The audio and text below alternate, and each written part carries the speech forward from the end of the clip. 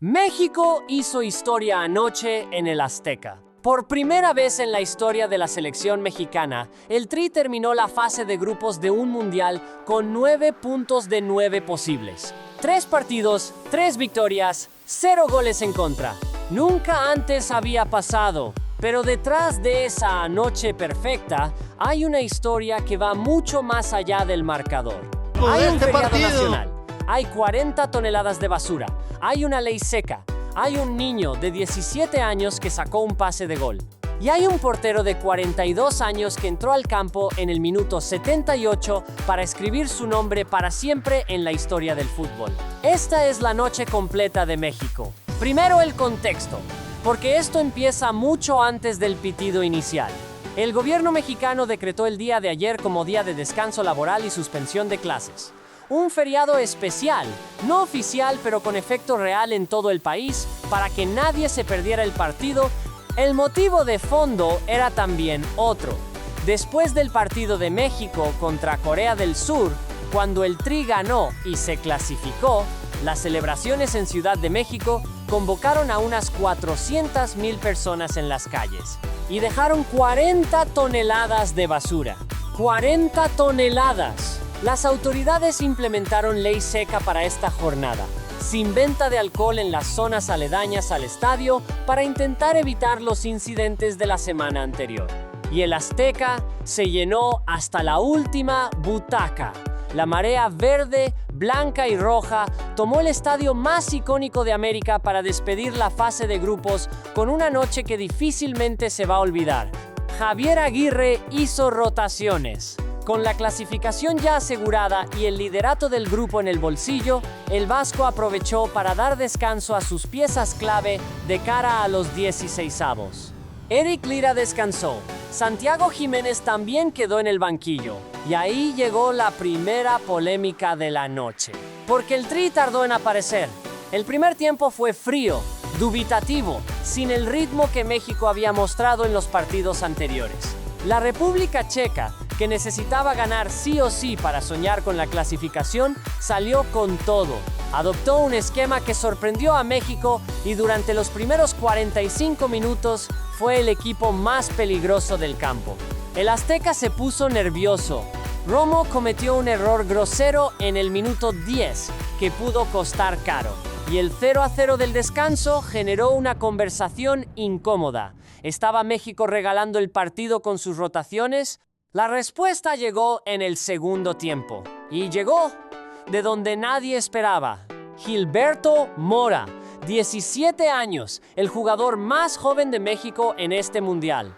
Con apenas 17 años, cargando con la responsabilidad de salir de titular en el partido más importante de la fase de grupos. En el minuto 54, Mora condujo con libertad por el carril derecho, levantó la cabeza y lanzó un pase filtrado perfecto hacia Jorge Sánchez. Lo que vino después fue caótico y hermoso al mismo tiempo.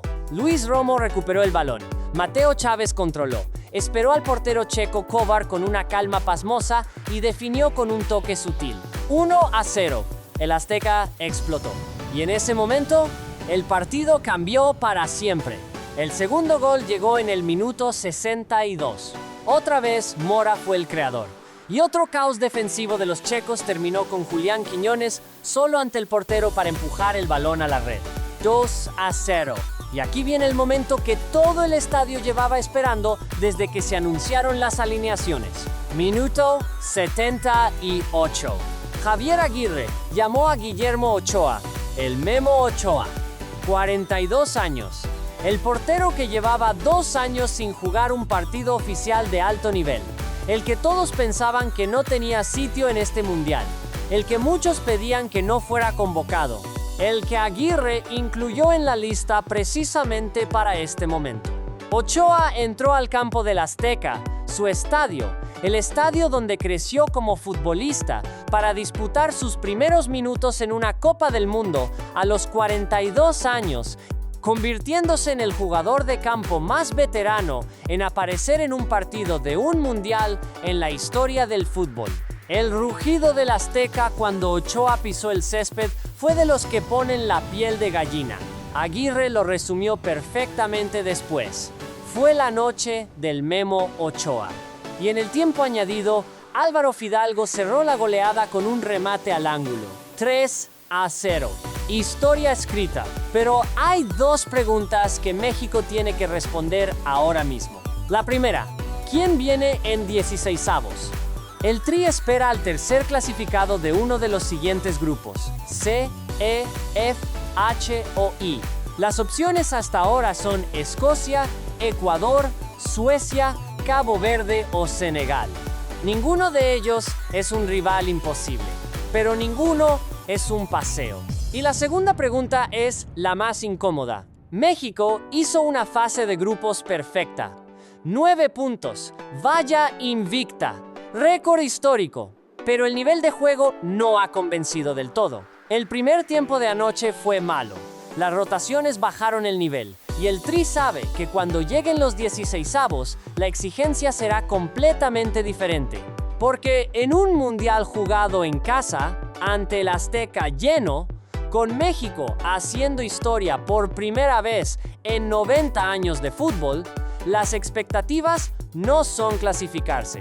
Las expectativas son llegar lejos, muy lejos. Y si el equipo que jugó el primer tiempo de anoche sale igual en 16avos, la historia del 9 de 9 puede durar exactamente 90 minutos más. México tiene el momento. México hizo historia anoche en el Azteca. Ahora, por primera vez en la historia de la selección mexicana, el Tri terminó la fase de grupos de un mundial con 9 puntos de 9 posibles. 3 partidos, 3 victorias, 0 goles en contra.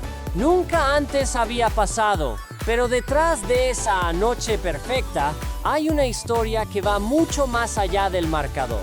Hay un feriado nacional, hay 40 toneladas de basura, hay una ley seca, hay un niño de 17 años que sacó un pase de gol, y hay un portero de 42 años que entró al campo en el minuto 78 para escribir su nombre para siempre en la historia del fútbol. Esta es la noche completa de México. Primero el contexto, porque esto empieza mucho antes del pitido inicial. El gobierno mexicano decretó el día de ayer como día de descanso laboral y suspensión de clases. Un feriado especial, no oficial pero con efecto real en todo el país, para que nadie se perdiera el partido. El motivo de fondo era también otro. Después del partido de México contra Corea del Sur, cuando el Tri ganó y se clasificó, las celebraciones en Ciudad de México convocaron a unas 400,000 personas en las calles y dejaron 40 toneladas de basura. ¡40 toneladas! Las autoridades implementaron ley seca para esta jornada, sin venta de alcohol en las zonas aledañas al estadio para intentar evitar los incidentes de la semana anterior. Y el Azteca se llenó hasta la última butaca. La marea verde, blanca y roja tomó el estadio más icónico de América para despedir la fase de grupos con una noche que difícilmente se va a olvidar. Javier Aguirre hizo rotaciones. Con la clasificación ya asegurada y el liderato del grupo en el bolsillo, el Vasco aprovechó para dar descanso a sus piezas clave de cara a los 16avos. Eric Lira descansó, Santiago Jiménez también quedó en el banquillo, y ahí llegó la primera polémica de la noche. Porque el Tri tardó en aparecer. El primer tiempo fue frío, dubitativo, sin el ritmo que México había mostrado en los partidos anteriores. La República Checa, que necesitaba ganar sí o sí para soñar con la clasificación, salió con todo. Adoptó un esquema que sorprendió a México y durante los primeros 45 minutos fue el equipo más peligroso del campo. El Azteca se puso nervioso. Romo cometió un error grosero en el minuto 10 que pudo costar caro. Y el 0-0 del descanso generó una conversación incómoda. ¿Estaba México regalando el partido con sus rotaciones? La respuesta llegó en el segundo tiempo. Y llegó de donde nadie esperaba. Gilberto Mora, 17 años, el jugador más joven de México en este mundial. Con apenas 17 años, cargando con la responsabilidad de salir de titular en el partido más importante de la fase de grupos. En el minuto 54, Mora condujo con libertad por el carril derecho, levantó la cabeza y lanzó un pase filtrado perfecto hacia Jorge Sánchez. Lo que vino después fue caótico y hermoso al mismo tiempo. Luis Romo recuperó el balón. Mateo Chávez controló. Esperó al portero checo Kovar con una calma pasmosa y definió con un toque sutil. 1-0. El Azteca explotó. Y en ese momento, el partido cambió para siempre. El segundo gol llegó en el minuto 62. Otra vez, Mora fue el creador. Y otro caos defensivo de los checos terminó con Julián Quiñones solo ante el portero para empujar el balón a la red. 2-0. Y aquí viene el momento que todo el estadio llevaba esperando desde que se anunciaron las alineaciones. Minuto 78.